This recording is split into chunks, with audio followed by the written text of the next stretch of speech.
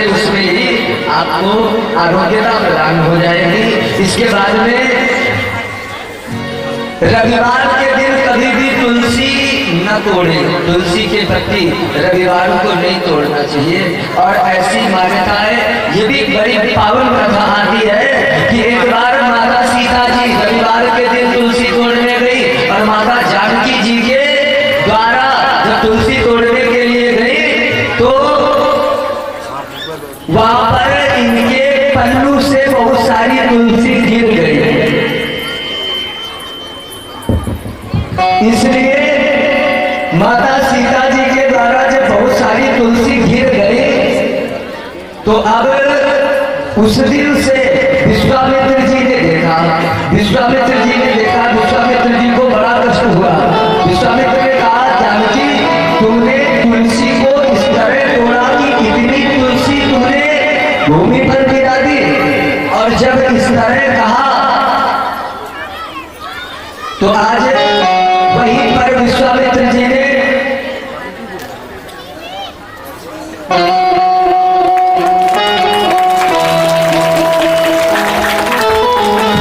शंकर भगवान की, और वहीं पर विश्वामित्र जी ने क्या किया, ऐसा कह दिया है कि रविवार के दिन ये विश्वामित्र जी ने ऐसा भाव प्रकट किया है कि रविवार के दिन आज से कोई भी तुलसी नहीं तोड़ेगा। जो भी रविवार के दिन तुलसी तोड़ेगा उसको पाप लगेगा, क्योंकि जिस दिन ये माता जानकी जी ने किया है उस दिन रविवार ही था। इसलिए रविवार को तुलसी नहीं तोड़ना चाहिए। इसके बाद में शिव महापुराण की कथा कहती है, जब भी गंगा स्नान करने आप जाए, गंगा नहाने जाए तो 3 अंजलि जल अपने पितरों को जरूर प्रदान करें। क्योंकि जब कथा होती है या जैसे कथा होती है तो केवल हम लोग ही नहीं सुनते, हमारे आपके सबके जो पितर हैं वो आकाश में प्रकट होकर के, और सारे हमारे पितर जो होते हैं वो सब कथा को श्रवण करते हैं। और जो कराता है कथा या जो कथा में सुनने आते हैं, कथा को भाव से सुनते हैं, पितृ देवता जो है आकाश से हम सबको देखते हैं। और जिन लोगों ने कथा में सहयोग किया, जो कथा में आते हैं, उनके पितृ आकाश में प्रसन्न होते हैं कि आज हमारा बेटा या हमारा नाती या हमारे जो भी है ये इन्होंने कथा कराई है या कथा का श्रवण किया है, इसलिए आकाश में पितृ प्रसन्न होते हैं। गंगा स्नान करने जाओ तब भी पितृ जो है हमारे रास्ता देखते हैं कि आज हमारा बेटा या हमारा नाती आज गंगा स्नान करने जा रहा है तो ये आज मुझे भी गंगा जल प्रदान करेगा। और जब हम 3 अंजलि जल नहीं देते हैं तो पितृ हमारे रुष्ट हो जाते हैं। और बंधुओं, जिनके यहाँ कोई बेटा न हो रहा हो, संतान न हो रही हो, तो उसको किसी पंडित से पूछने की जरूरत नहीं, समझ लेना उस व्यक्ति के यहाँ पितृ दोष ही लगा हुआ है। ये पितृ दोष जिस दिन हो जाता है, जिस दिन हमारे पितृ रुष्ट हो जाते हैं, उसी दिन से हमारे वंश की वृद्धि रुक जाती है। ये ऐसा भाव बताया गया है शिव महापुराण की कथा में। इसलिए हमें पितरों को प्रसन्न रखना है। पितृपक्ष होता है जो, उसमें हम श्राद्ध करें, तर्पण करें, पितरों के लिए जलदान करें, ये पितृपक्ष में जरूर करना चाहिए। और 15 दिन इसलिए स्पेशल बना दिए गए कि साल भर यदि नहीं कर पाते हो तो कम से कम वो जो 15 दिन है, क्या कहा जाता है उनको, कनागत, हाँ कनागत, भूल गए, कनागत हमारे उधर पितृपक्ष कहा जाता है। तो कनागत में इसलिए पूछ लिया था कि कुछ लोग पितृपक्ष न समझ पाए, तो यहाँ की भाषा में वो कनागत समझ लें। कनागत जब आते हैं तो उसमें आप लोगों को जरूर, अच्छा यहाँ पर श्री शिव महापुराण में दशांग भोजन का वर्णन आता है। अगर आप ज्यादा परेशानी से ग्रस्त हो रहे हैं, जीवन में एक कठिनाई आती है, एक दूर नहीं हो पाई, तीसरी आ गई, तीसरी गई, चौथी आ गई, चौथी परेशानी हटी, 5वीं आ गई, आप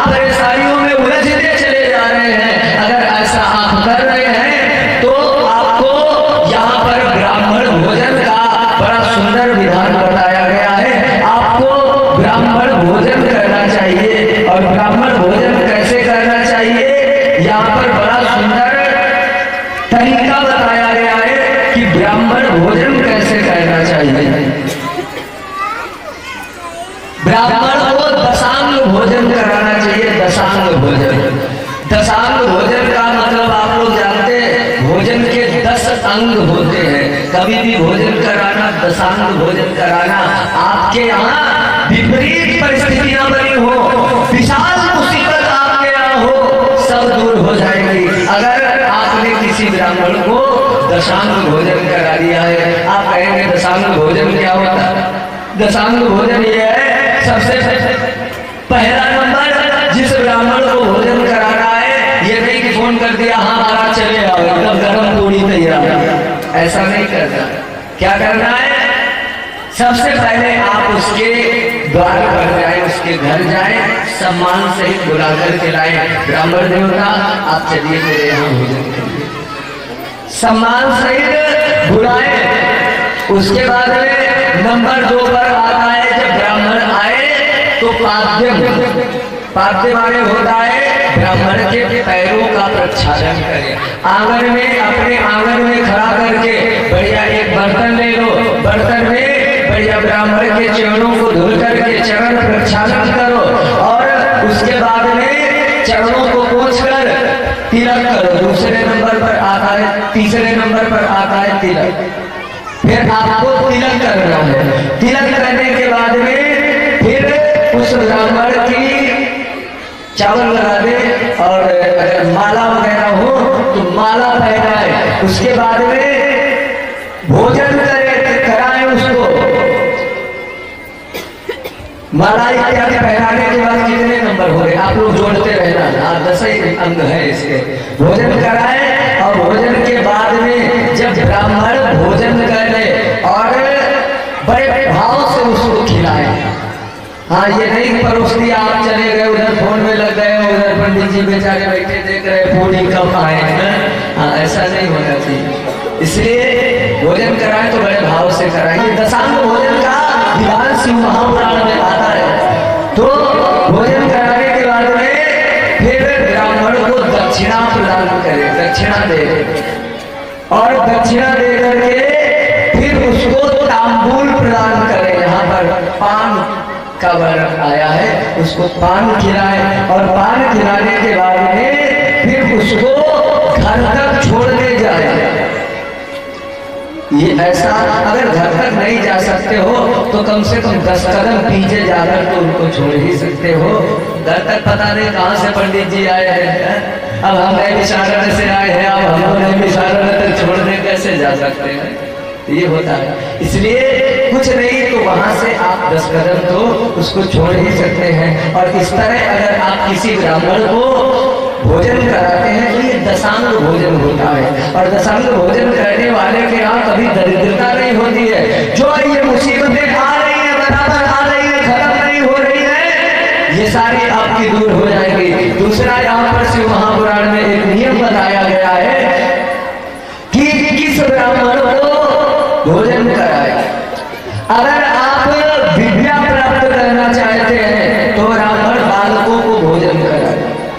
विद्या को प्राप्त करने वाला ब्राह्मण बालक को भोजन कराए। उसके बाद में अगर आप पुत्र की कामना रखते हैं, बेटा चाहिए, तो फिर युवक ब्राह्मण को भोजन कराए, युवक ब्राह्मण को। उसके बाद में अगर आप ज्ञान चाहते हैं, ज्ञान प्राप्त करना चाहते हैं, तो फिर वृद्ध ब्राह्मण को भोजन कराए। दशांग भोजन ही कराना है, वृद्ध ब्राह्मण को भोजन कराए अगर आप ज्ञान चाहते हैं। और बुद्धि चाहते हैं, अगर आप बुद्धिमान बनना चाहते हैं या अपने बच्चों को बुद्धिमान बनाना चाहते हैं, तो 5 वर्ष से 9 वर्ष की बालिकाओं को भोजन कराए। 5 वर्ष से 9 वर्ष की कन्याओं को भोजन कराना चाहिए। ये शिव महापुराण में आया हुआ है। इसके बाद में अगर आप सुख चाहते हैं तो ब्राह्मण की युवती स्त्री को भोजन कराए, वृद्ध स्त्री को नहीं। अगर सुख चाहते हो तो युवती स्त्री को भोजन कराएं। आत्मज्ञान चाहते हो तो वृद्ध माताओं को भोजन कराएं। जो वृद्ध माताएं हैं उनको दशांग भोजन कराएं। और इस तरह भगवान शिव की ये जो रुद्र संहिता है, इसमें बड़ा ही सुंदर नियम बताए गए हैं, बड़े पावन पावन नियम हैं। इन नियमों का आप पालन करके, और दूसरी बात, घर में मैं ये कुछ नियम है जो इन लोगों को लोगों को ध्यान देना चाहिए। घर में कभी भी झाड़ू खुले में नहीं होनी चाहिए, इस पर विशेष ध्यान देना, दरिद्रता आती है। झाड़ू हमेशा छुपा करके रखो। दूसरी बात, कभी भी बचा हुआ, माताएं विशेष ध्यान दे, बचा हुआ आटा फ्रिज में मत रखे। बचा आटा मुर्दे के समान होता है, आप मुर्दे को फ्रिज में लगा करके रखते हैं, इसलिए बचा आटा फ्रिज में नहीं रखना है। जब भी भोजन करें ताजा आटा लगाओ, और आटा जब भी लगाओ, अगर आपको लक्ष्मी प्राप्त करना है, घर में किसी प्रकार की विघ्न बाधा न हो, क्लेश न हो, घर के लोग आपस में झगड़ा न करें, तो भोजन बनाने का तरीका सीख लो। पहले तो जब आटा लगाओ तो थोड़ा सा उसमें दूध डाल दो, दूध डाल दोगे, आपके यहाँ से लक्ष्मी कभी जाएगी नहीं। हमेशा जब भी भोजन बनाओ, आटा लगाओ, थोड़ा सा दूध डाल दो, ये काम आपको जरूर करना चाहिए। दूसरी बात, भोजन जैसे ही तैयार हो, सबसे पहली रोटी किसको देनी है? किसको? गाय को। सब लोग जानते हैं, हम लोग बताने की जरूरत नहीं, वो कह रहे हैं दादा ना बताओ।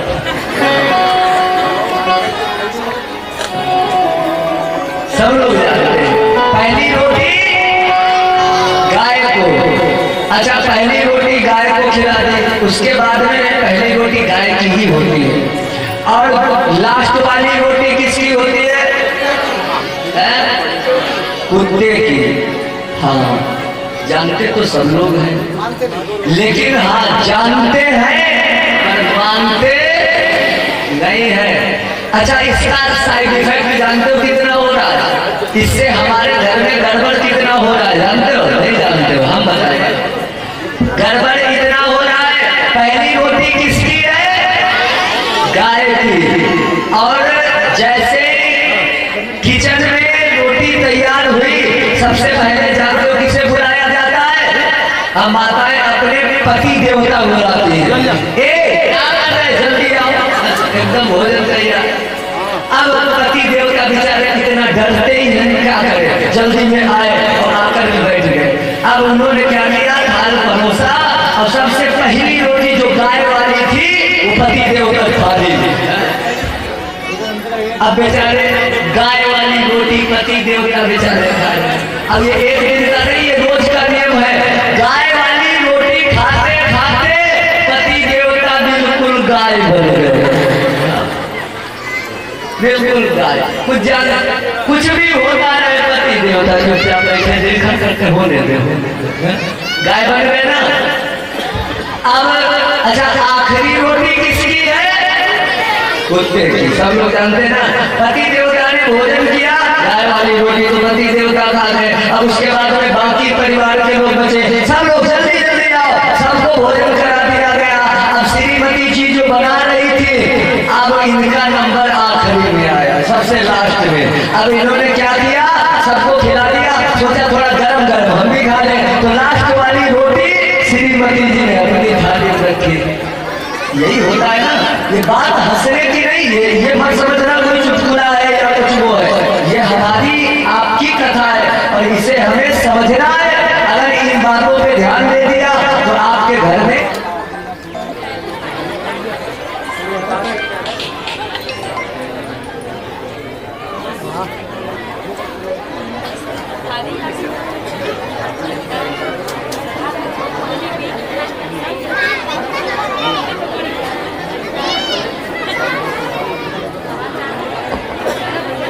श्री राधे, श्री राधे, बोल शंकर भगवान की। तो मैं निवेदन कर रहा था कि पहली रोटी जो है वो तो श्रीमती जी ने खा ली, अब वो पहली रोटी तो पति देवता खिला दी, लास्ट वाली रोटी किसकी होती है? कुत्ते की। और खा कौन रहा है? श्रीमती जी। अब पति देवता ने गाय वाली रोटी खाई, गाय वाली खा खा करके वो तो बिल्कुल गाय बन गए। अब श्रीमती जी ने खाई कुत्ता वाली, अब ये दिन भर भौंकती हैं और पति देवता बिल्कुल गाय बने बैठे। ऐसा ही होता है ना, बिल्कुल गाय बन के बैठे रहते हैं। तो इसलिए इन बातों पर विशेष ध्यान देना चाहिए। हमारी माताओं को ये विशेष कर समझना चाहिए कि ये बातें ध्यान दे। और इस तरह श्री शिव महापुराण की पावन कथा को सूत महाराज सुना रहे हैं और सौनकादि महात्मा श्रवण कर रहे हैं। बंधुओं, मैंने भी अपनी टूटी फूटी वाणी के द्वारा जैसा कुछ मुझे आता था, गुरुदेव की कृपा से, हमारे पूज्य महाराज श्री के आशीर्वाद से जो भी कुछ ज्ञान मैंने अभी तक प्राप्त किया था, आप लोगों को मैंने बहुत प्रयास किया कि आप लोगों को वो बातें अवश्य पता चले जो आज तक आपने नहीं जानी है। कोशिश मेरी यही रही है, इसलिए प्रयास यही था और आप लोगों ने बड़ा सुंदर सहयोग दिया। इसके लिए मुझे अपार प्रसन्नता है कि आप लोगों ने बड़ा सुंदर समय दिया है। आप इतनी भारी संख्या में यहाँ पर आए हो, तो इसलिए आप सभी को बहुत बहुत धन्यवाद है। और हमारे नौशहरा के, नौशहरा के जितने ही लोग हैं, इन सभी के लिए एक बार जोरदार तालियां हो जाए। बोलिए शंकर भगवान की। तो इस तरह आपने भाव से कथा को श्रवण किया। अगर किसी कारणवश मेरे मुख से कोई ऐसा शब्द निकल गया हो, लोग माफी मांगते हैं, मुझे माफ कर देना, लेकिन मैं ऐसा नहीं कहूंगा, क्योंकि यहाँ पर मैंने किसी को अपशब्द नहीं कहा।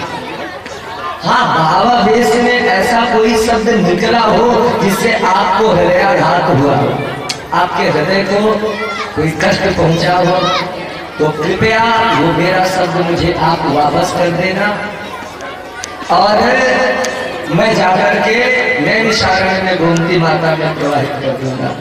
लेकिन आपसे, अच्छा यहाँ पर इतने सारे लोग हैं, आज कथा पूर्ण होने वाली है और मैं आप लोगों से कुछ दक्षिणा मांगना चाहता हूँ। मांग लेना, कथा सुनाई है, मेहनत की है, तो इतना तो हक बनता ही है, मेरा नहीं बनता। हाँ, तो आपसे दक्षिणा मांगना चाहता। अच्छा, कितने लोग हैं जो दक्षिणा देना चाहते हैं? जरा हाथ। सब लोग दक्षिणा देना चाहते हैं, वाह। लेकिन बंधुओं, एक बात याद रखना, मैं आपसे धन दौलत की कामना नहीं कर रहा। ईश्वर की कृपा से बहुत कुछ मिला है मुझे। आज आप लोगों ने यहाँ पे मुझे बिठाया, यही मेरे लिए कहाँ कम है। ये क्या कोई कम है? ये देवादिदेव महादेव की विशेष कृपा है। ये कृपा कुछ ही लोगों पर, सब पर नहीं होती है। जो अनन्य भाव से चिंतन करते हैं, जो निरंतर, मैं कथा भी करता हूँ तो जिस समय कथा बोलता हूँ याद आ गया तो फिर माला चलने लगती। माला अपने आप चला करती, ये चलानी नहीं पड़ती, हाथ में बस पड़ी रहती है और ओम नमः शिवाय हुआ करता है। वो स्वतः जब आदत डालोगे तो माला चलती रहेगी। तो ये क्या है? ये इन्हीं का प्रताप है, भोले बाबा की ही कृपा है, जो कि आज सारी व्यवस्थाएं हैं आप लोगों को। यहाँ पर मैं आया हूँ तो ये नहीं बता रहा हूँ कि मेरे पास बहुत कुछ है, केवल ये बता रहा हूँ कि ये जो है ये भगवान शिव की कृपा है, बस इतना ही है। इनके ही सहारे रहते हैं, ये दुनिया वाले जलते हैं, हम तो बाबा के भरोसे चलते हैं, बस इतना सही है। इसलिए आपसे दक्षिणा जरूर मांगूंगा। वैसे तो मेरे पास सब कुछ है, ईश्वर ने कोई ऐसा चाहिए, ये हमें कथा सिखाती है। और अगर कथा के द्वारा आपने कुछ संस्कार सीखे हो, कुछ अच्छी बातों को सीखा हो, तो कृपया वो संस्कार, वो अच्छी बातें आप अपने बच्चों को जरूर सिखाना। और अगर आपने अपने बच्चों को संस्कार दे दिए तो आपका बेटा आपका नाम रोशन कर देगा। और अगर आपके बच्चे को संस्कार नहीं दे पाए तो प्यारे ये याद रखना, ये जो करोड़ों की गाड़ी कमाई करके आपने मकान, कोठी, बंगला, गाड़ी ये सब इकट्ठा किया है ना, जो बैंक बैलेंस बनाया है, आपका बेटा यदि संस्कारी नहीं हुआ तो वही आपका बेटा जिसके लिए आपने पूरा जीवन बर्बाद कर दिया, और वही आपका बेटा आपके करोड़ों की प्रॉपर्टी को एक शराब के प्याले में उड़ा जाएगा। इसलिए बच्चों को संस्कार अवश्य दे देना। दूसरी बात, कथा सिखाती है जो हमें त्यागने योग्य वस्तुएं हैं उनका त्याग करना चाहिए। जैसे त्यागने योग्य क्या है, नाखून काटने चाहिए, काटने चाहिए ना। माताओं को ही नहीं, सबको नाखून काटने चाहिए, नाखून काटने चाहिए, और माताओं को बाल बढ़ाने चाहिए, सबको बाल बढ़ाने चाहिए। शिव पुराण कहती है स्वकेशम छिद्यते नारी सा पतिम आयु हरेत। जो स्त्री अपने केशों को काटती है, वो जितने उसके बाल कटते हैं उतने ही उसके पति की आयु कम होती है, वो अपने पति की आयु कम करती है। लेकिन अब धन्य है पाश्चात्य सभ्यता ऐसी आई है जो नाखून काटने चाहिए वो बढ़ाए जा रहे हैं बराबर। जिसको देखो तो सूप नखा बनी घूम रहे हैं, ऐसे ही है ना। तो जो नाखून काटने चाहिए वो बढ़ाए जा रहे हैं, और जो बाल बढ़ाने चाहिए माताओं को वो काटे जा रहे हैं। बंधुओं, माताएं सोचती होंगी कि बालों को बढ़ाने से क्या होता है। अरे आपने अपना महत्व जाना ही नहीं है। हमारा भारत देश सती प्रधान देश रहा है, ये देश हमारी सतियों का देश रहा है, और इस देश में सीता, नर्मदा, अनसुईया जैसी महान सतियां हो गई। हमारे पूज्य महाराज श्री फलाहारी बाबा जी ने उस दिन अनसुईया चरित्र सुनाया था। ब्रह्मा विष्णु महेश को ऐसी सतियां हुई हैं जिन्होंने बच्चा बना करके खिलाया है गोदी में। ये माताओं का गौरव रहा है। लेकिन माताएं गौरव अपना भूल गई। जो केस, जो बाल माताओं को बढ़ाने चाहिए वो कटवा दे। चोटी का महत्व जानते हो क्या है? द्रौपदी जैसी महान सती ने अपनी चोटी को खोल दिया कि जब तक दुशासन के रक्त से मैं अपनी चोटी को, केसों को नहीं धुलूंगी तब तक मैं जूड़ा नहीं बांधूंगी। और द्रौपदी जैसी सती ने अपने केसों को खोल दिया। हुआ क्या? 5 पांडव थे और 100 कौरव थे। 100 के 100 कौरवों का वंश विनाश हो गया और 5 पांडवों का बाल बाका नहीं हुआ। क्यों? क्योंकि द्रौपदी जैसी सती ने अपनी चोटी को खोल दिया। ये कोई चोटी साधारण थोड़ी है। और एक आपको उदाहरण दे, माता जानकी ने जब लंका का राजा रावण हरण करके ले गया और माता जानकी जी लंका में पहुंची। लंका में जाकर के माता जानकी ने भी अपनी चोटी को खोल दिया कि जब तक राघवेंद्र सरकार राजा राम जी नहीं आएंगे तब तक मैं अपनी चोटी को बांध नहीं सकती हूँ। ये चोटी का महत्व है। लंका में माता सीता ने अपनी चोटी को खोल दिया। बंधुओं,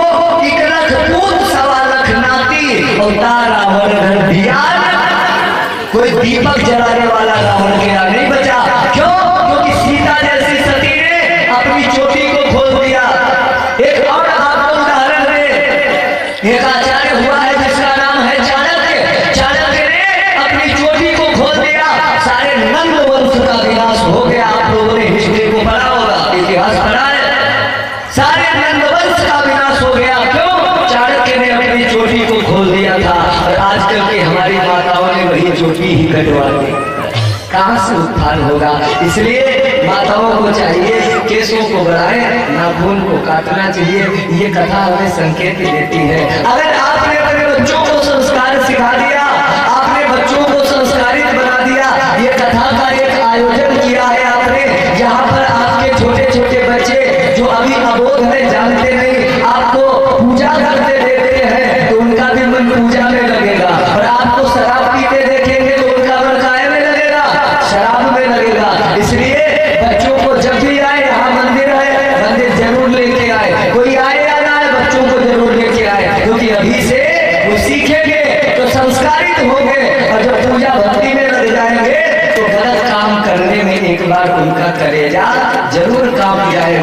इसलिए ये कथा जो हो रही है, ये धार्मिक आयोजन जो हो रहे हैं, इनमें आपको विशेष ध्यान देना है। और राम जी की प्रतिष्ठा होने वाली है अयोध्या में, ये एक विशेष संदेश है, सभी जानते हैं। कितनी तारीख को होगी? 22 को, 22 जनवरी को सब जानते हैं ना। तो सभी ने संकेत किया है, मैं भी चाहूंगा, क्योंकि मेरे राम लला जी विराजमान हो रहे हैं, तो यहाँ के भी सारे भक्त अपने अपने घरों में बढ़िया 5, 7, 11, 21, 51 जितने दीपक जला सकते हैं, उस दिन ठीक वैसे जलना चाहिए जैसे हम लोगों ने दीपावली में मनाया था। ऐसा ही प्रकाश पर्व उस दिन भी होना चाहिए। जितने मंदिर हैं, सारे मंदिरों में आप दीपक जलाएं। क्यों? क्योंकि जब हम आगे बढ़ेंगे तभी हमारे सनातन धर्म की रक्षा हो पाएगी। और किसी मजहब में आप जाकर देख लो, उनके यहाँ जरा सा कोई आयोजन होता है, सभी पहुंच जाते हैं, एक तरीके से बनकर बढ़िया कुर्ता पजामा है, तुरंत निकल आता है, टोपी तुरंत निकल आती है। सब अपने अपने पंथ के लिए, सब अपने मजहब के लिए वफादार हैं। हम लोग पता नहीं कहाँ सोए हुए हैं। इसलिए हमको जागना चाहिए, हम अपने धर्म की, अपनी संस्कृति की रक्षा के लिए आगे बढ़े। जब आप करेंगे तो लोगों का मनोबल खुद ही डाउन हो जाएगा। इसलिए हमें आगे बढ़ना है। और इन्हीं शब्दों के साथ अच्छा एक बात और पूछूंगा, बस वाणी को विराम, टाइम देखिए, हाँ समय हो चुका है, तो एक बात और कहूंगा। अच्छा, यहाँ पर कितनी बहुएं ऐसी हैं जो अपनी सास को प्रणाम करती है? सास के पैर छूटिए जरा, हाथ थोड़े ही लोग हैं, 4, 6, 10 लोग हैं। अच्छा, बाकी लोगों की सास हमसे न कहने बात हो जा रहे,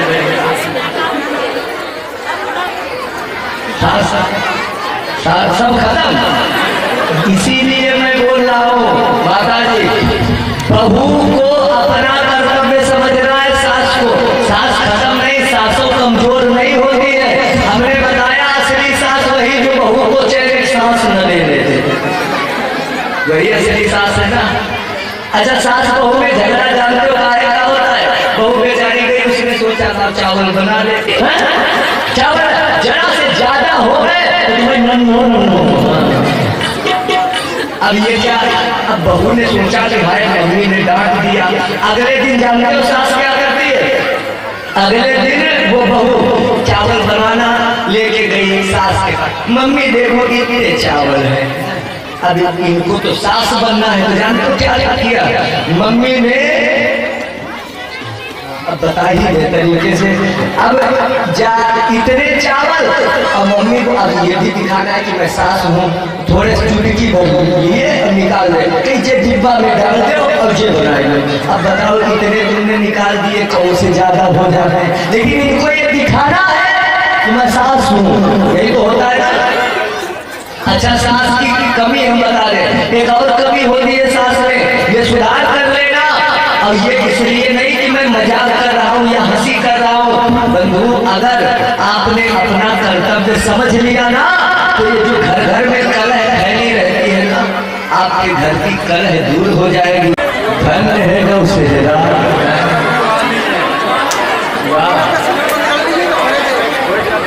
एक भी नहीं है। इसलिए कोई बात नहीं आप लोगों को, लेकिन जिनकी समझ में आ रहा है, अगर आप लोग ऐसा चाहते हैं तो आप अवश्य ऐसा करें। तो इन्हीं शब्दों के साथ में मैं वाणी को विराम दूंगा।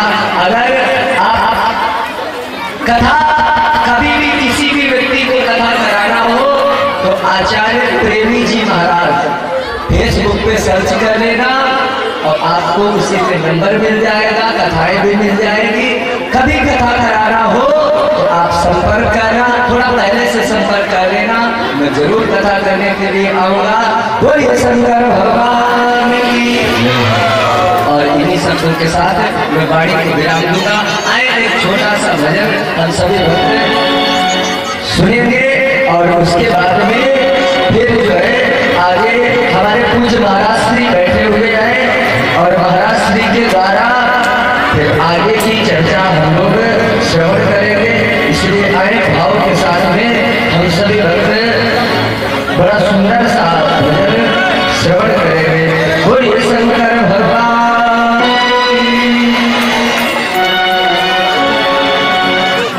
की। मात पिता के कर्ज को कोई और चुका सका इंसान नहीं। मात पिता के कर्ज को कोई और चुका सका इंसान नहीं। फर्ज है इनकी सेवा करना, कोई मेरा एहसान नहीं,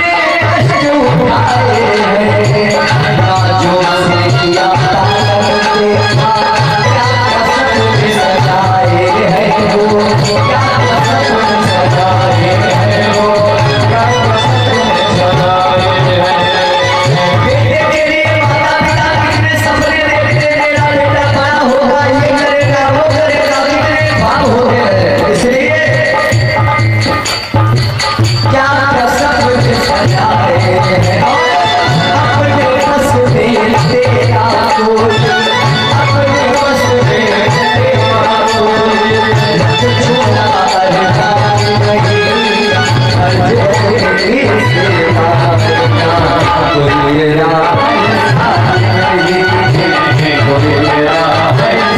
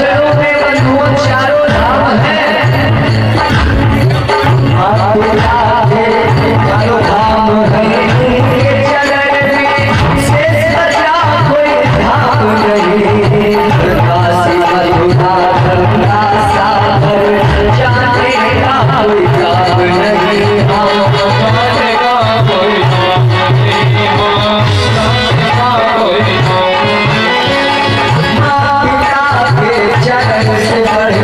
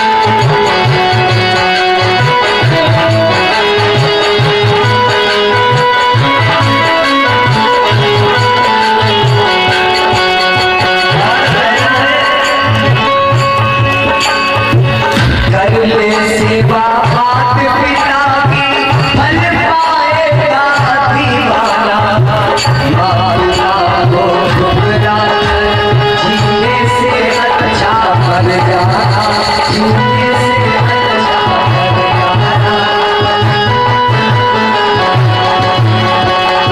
धरले से बात बिना की फल पाएगा दीवाना। को ठुकरा कर जीने से अच्छा घर यारा। जीने से अच्छा घर यारा।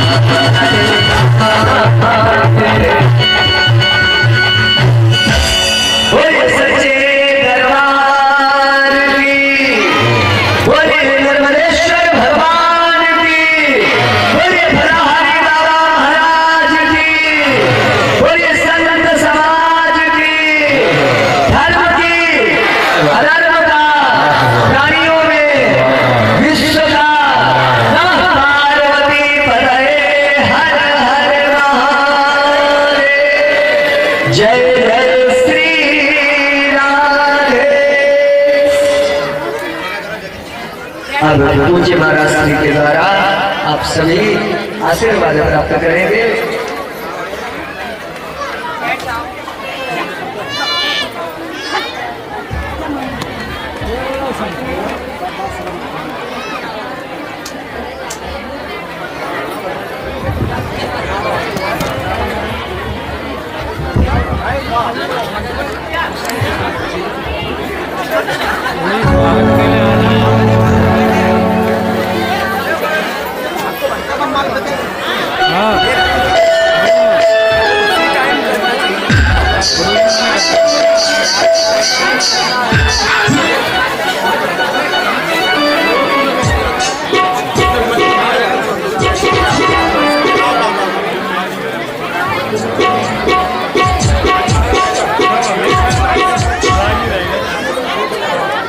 Hello hello hello